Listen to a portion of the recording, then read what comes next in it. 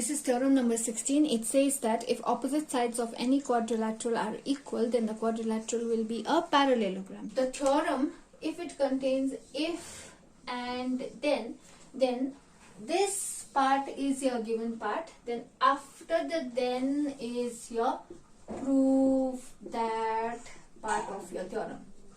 Okay, so I have drawn a quadrilateral. So I'll write over here, let ABCD is a quadrilateral where, what do I know of this quadrilateral? Opposite sides are equal. So here AD is opposite to BC, so I know AD is equal to BC, and AB is opposite to CD, so I know AB is equal to CD. This is given to me. This is the given part. Okay. Now after the given part, what is the proof that part? I have to prove that the quadrilateral will be a parallelogram. So to prove that, what do I need to prove? I need to prove that ABCD is a parallelogram. You need to prove that ABCD is a parallelogram. Now, to prove anything in a theorem, we make use of triangles, isn't it? But then in this particular diagram, you can see that I am only given a quadrilateral. There are no triangles. So how can I get a triangle in this diagram? By drawing a diagonal, right? So that diagonal is not mentioned in the statement of your theorem. It is not mentioned. There is no mention of any diagram in the statement. You are going to do it by yourself in order to use it in the proof. Correct? So when you add something by yourself in the diagram to help you with the proof, then that added part is called the construction part of your theorem. Okay, so before starting with the proof, if you are adding something to the diagram, you write about it in the part called construction. Construction means making by yourself. Okay, so what am I going to add in the diagram? I am going to add a diagonal in the diagram. Why am I adding a diagonal? Because I need triangles in the diagram. Without triangles, I will not be able to do anything. So I added a diagonal. So here I'll write BD is the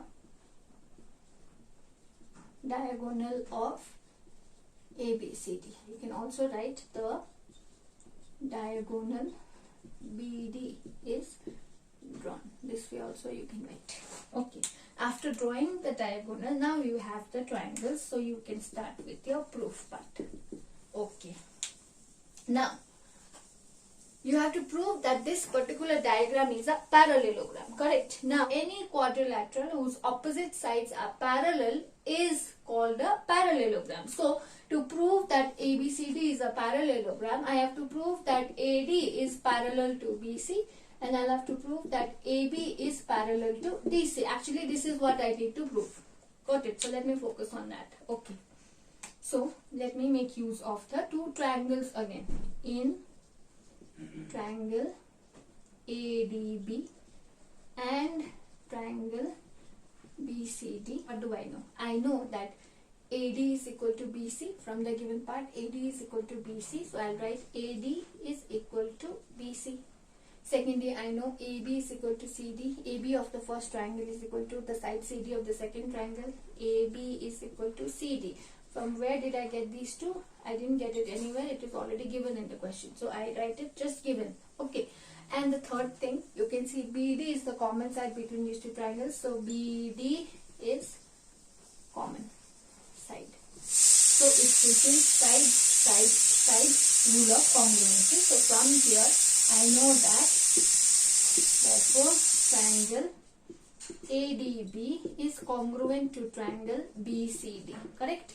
Now comes the real part. Now, if these two triangles are congruent to each other, if you look at this diagram carefully, this angle and this angle are corresponding angles of the two triangles. Okay, these two are corresponding angles. You can see that both are made by the line BD. So this angle and this angle are corresponding angles. Now when two triangles are congruent to each other, we know that their corresponding angles are equal. So from there I can write, since these two triangles are congruent to each other, therefore angle ADB will be equal to angle DBC. Angle ADB will be equal to angle DBC. See here.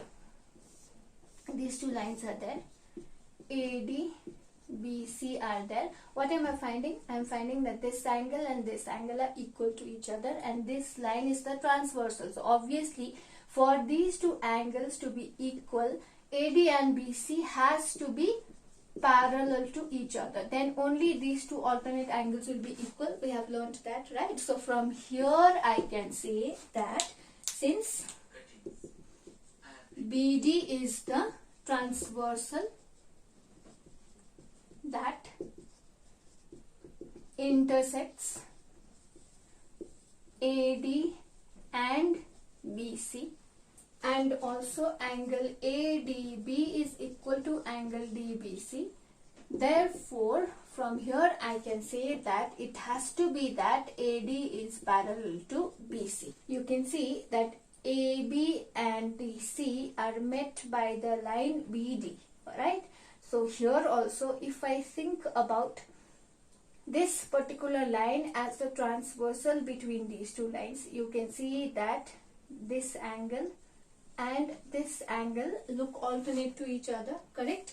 And these are also corresponding angles of the two triangles. So in the same way, I will write that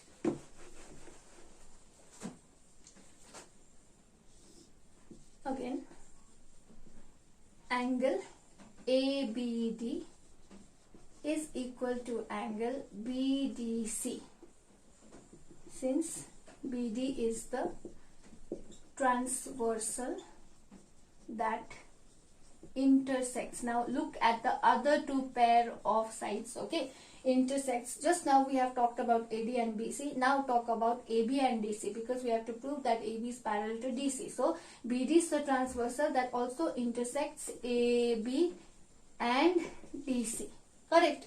Now angles are also equal, and BD is the transversal that intersects these two lines. Therefore I can say that AB is also parallel to DC. Got it? So this is number 1 and this is number 2.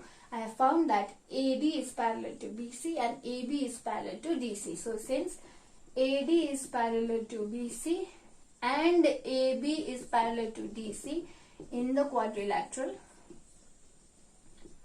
ABCD, so since in this particular quadrilateral opposite sides are parallel, therefore quadrilateral ABCD is a parallelogram.